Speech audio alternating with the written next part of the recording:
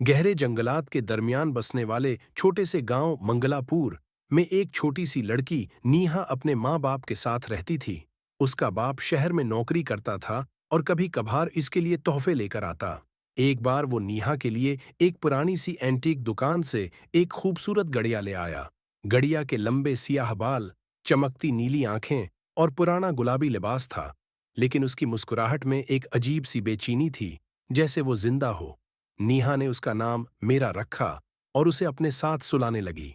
लेकिन अगले ही दिन से अजीब व गरीब वाकयात शुरू हो गईं। नीहा की माँ राधा को रात के किसी प्रस्कून लम्हे में अचानक एक बच्चे के रोने की धीमी सी आवाज सुनाई दी, जो कमरे के अंदर से आ रही थी। वो फौरन नीहा के कमरे की तरफ बढ़ी। दिल धड़क रहा था, क्योंकि वो जानती थी कि घर में सिर्फ नीहा ही छोटी बच्ची है। जब वो कमरे में दाखिल हुई तो उसने देखा कि नीहा तो अपने बस्तर पर पुरस्कून सो रही है, लेकिन उसकी प्यारी गड़िया मेरा, जो हमेशा नीहा के पहलू में सोने के लिए रखी जाती थी, वहां मौजूद नहीं थी। राधा की नजरें कमरे में घूमती हुई खिड़की पर ठहर गईं, जहां मेरा गड़िया खिड़की के सामने खड़ी थी। इसका रख बाहर की तरफ था, जैसे वो किसी को देख रही हो। राधा के जिस्म में एक सनसनी दौड़ गई।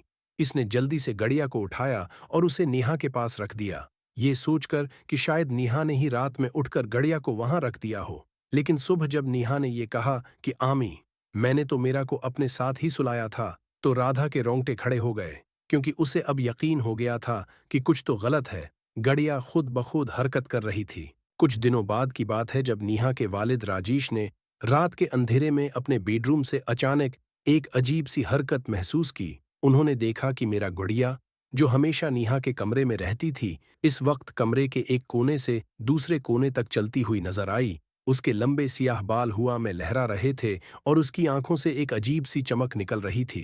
राजेश का दिल धक से रह गया। वो खौफ से साकित हो गए, लेकिन अपनी बेटी को डराने के ख्याल से उन्होंने किसी से कुछ नहीं कहा। उसी रात को जब घर के सब अफराद सो चुके थे, नेहा की छोटी बहन परिया ने अचानक अपनी आंखें खोलें तो उसने देखा कि मेरा गड़िया उसके बस्तर के सरहाने खड़ी है। उसके बाल खुद ब खुद लंबे होते जा रहे हैं, जैसे कोई जिंदा चीज हो, और उसकी नीली आंखें अब खून जैसी सर्ख हो चुकी थीं।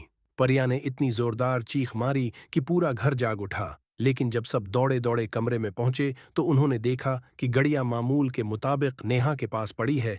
बाल बिल्कुल मामूली लंबाई के और आंखें फिर से नीली थीं, जैसे कुछ हुआ ही ना हो। लेकिन परिया के चेहरे पर मौजूद खौफ और कांपते होंठ इस बात की गवाही दे रहे थे कि उसने जो कुछ देखा था वो महज इसका वहम नहीं था। घर में हर रात कोई न कोई अजीब वाकया होने लगा। खाने के बर्तन खुद ब खुद गिरते, दरवाजे खुद ब खुद खुलते और बंद होते। नीहा अक्सर अपनी माँ से कहती कि मेरा रात को मेरे साथ बातें करती है। एक दिन राधा ने गड़िया को बाहर फेंकने का फैसला किया, लेकिन जब वो गड़िया को उठाने लगी तो उसे लगा जैसे गड़िया ने इसका हाथ पकड़ लिया हो। वो खौफ से चलाई और गड़िया वहीं गिर गई। रात के कड़कड़ाते हुए तूफान में जब घर के सब अफराद गहरी नींद में डूबे हुए थे, अचानक नीहा की एक कठनी चीख ने पूरे घर को हिलाकर रख दिया। राधा और राजेश आंखें खोलते ही बस्तर से उछल पड़े और दीवाना वार नीहा के कमरे की तरफ दौड़े। लेकिन जब वहां पहुंचे तो उनके सामने एक खौफनाक मंजर था। नीहा का बस्त्र खाली पड़ा था, सिर्फ मेरा गड़िया बस्तर के दरमियान में बैठी हुई थी, जिसके हाथ में नीहा का पसंदीदा खिलौना था। और सबसे खौफनाक बात यह थी कि गड़िया के चेहरे पर एक शैतानी मुस्कुराहट थी, जैसे वो किसी खूनी खेल से लुत्फ अंदोज हो रही हो। और फिर अचानक खाली कमरे में नेहा की आवाज गूंजी, आमी, अब मैं मेरा के साथ हमेशा के लिए खेलने जा रही हूँ। ओल्डियों के बाद से नेहा का कहीं पता न चल सका। गांव वालों ने जब उस खूनी गड़िया को आग के हवाले किया तो वो जलकर राख हो गई। लेकिन सुबह होते ही वो दोबारा नेहा के घर के दरवाजे पर इस तरह पड़ी मिली जैसे वो कभी जलाई ही न गई हो। और गड़िया के मना से अब भी नेहा की आवाज सुनाई दे रही थी, मैं वापस आऊंगी, हाँ मैं वापस आऊंगी। आज भी अगर कोई रात के वक्त मंगलापुर से गुजरे तो उसे एक छोटी सी लड़की की आवाज सुनाई देगी, जो गंगनाती है, मेरा गड़िया सो नहीं पाती, जिसे छोले वो फिर नहीं जाती।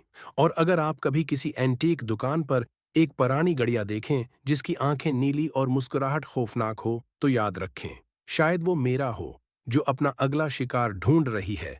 दोस्तों, अगर आपको ये कहानी पसंद आई हो तो वीडियो को लाइक करें, अपने दोस्तों के साथ शेयर करें और हमारे चैनल कार्टून जाली को सब्सक्राइब करें।